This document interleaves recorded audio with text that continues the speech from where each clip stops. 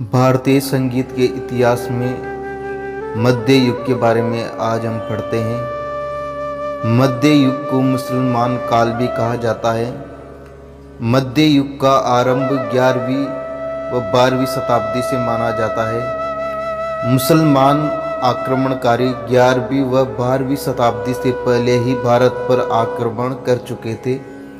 775 ईस्वी में सर्वप्रथम पंजाब के कुछ स्थानों पर मुसलमानों ने अधिकार किया था। इस काल में उत्तर भारत की अपेक्षा दक्षिण भारत में संगीत ज़्यादा चर्चा में रहा।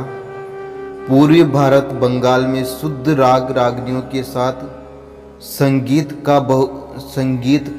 बहुत प्रचलन था। राजा भोज 1018 से 1060 ईस्वी तक इनका काल रहा है। यह बहुत अच्छे शासक, उच्च कोटि के संगीतज्ञ एवं संगीत रसिक थे। इन्होंने सरस्वती कंठाभरण, श्रृंगार प्रकाश नामक 2 ग्रंथों की रचना की। अभिनव गुप्त, संगीत शास्त्री अभिनव गुप्त का जन्म 950 ईस्वी माना जाता है।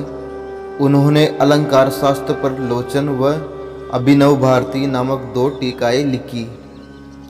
सोमेश्वर 1127 ईस्वी से 1137 ईस्वी, इन्होंने अभिलाषा चिंतामणि या मानसोल्लास नामक ग्रंथ की रचना की।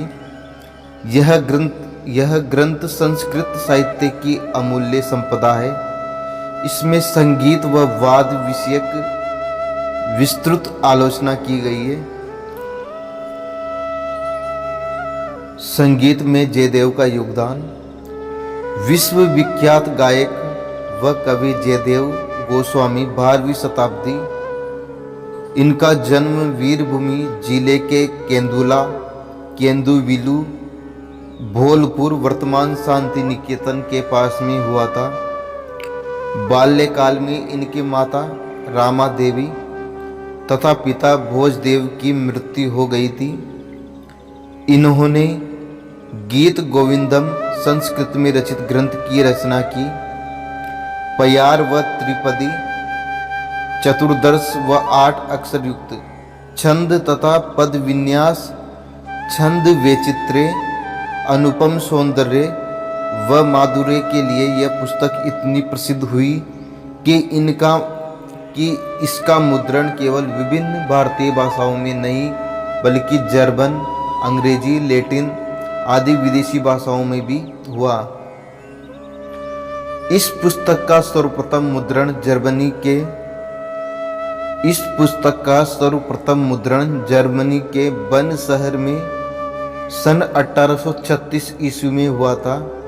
इसका अंग्रेजी अनुवाद एडविन आर्नोल्ड ने सन 1875 ईस्वी में the Indian song of songs के नाम से किया था।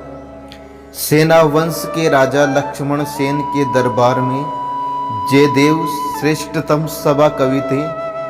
गीत गोविंद ग्रंथ में 12 रागों का वर्णन किया गया है।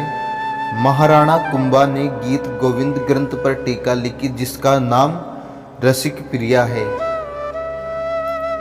सारंगदेव के बारे में बात करते हैं।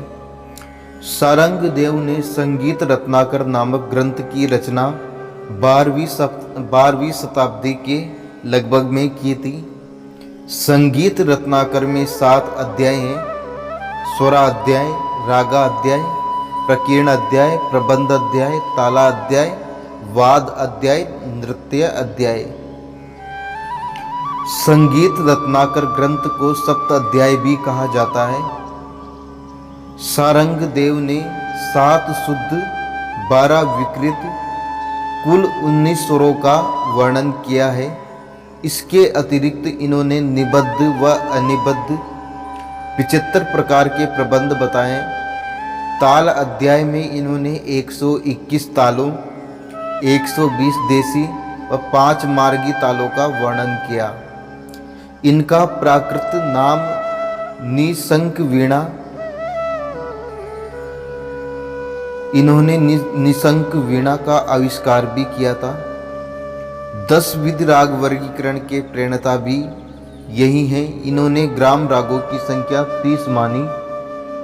सारंग देव ने उपराग 8, बासा राग 95, विभाषा राग 19, रागांग 8, बासांग 11, बासांग राग 11, किरियांग राग 12, उपांग राग 3 माने हैं।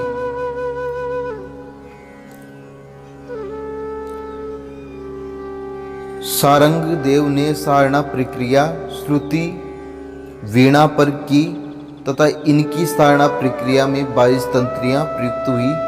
इन्होंने 15 प्रकार की गमकों का भी उल्लेख किया।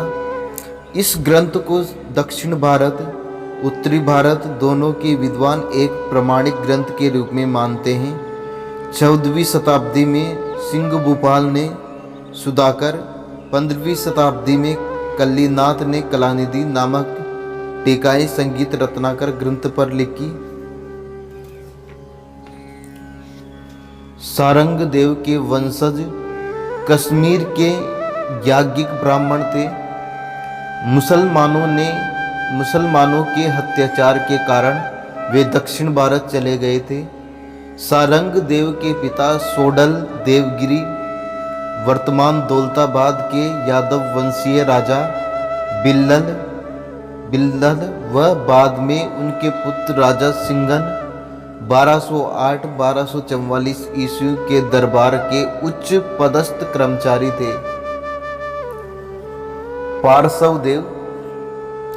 पार्श्व देव के बारे में जानते हैं। पार्श्व देव ने संगीत समिसार ग्रंथ की रचना की थी। उन्होंने 63 अलंकार माने हैं। वे एक उच्च कोटि के गायक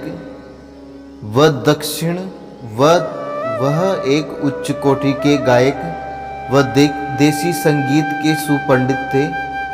उन्हें संगीतकार व श्रुति ज्ञान चक्रवर्ती की उपाधि से सम्मानित किया गया था।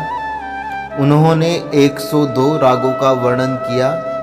राग भैरवी का वर्णन सर्वप्रथम इस ग्रंथ में किया गया है। संगीत समिसार ग्रंथ में ही सर्वप्रथम राग भैरवी का वर्णन किया गया है। आज के लिए इतना ही।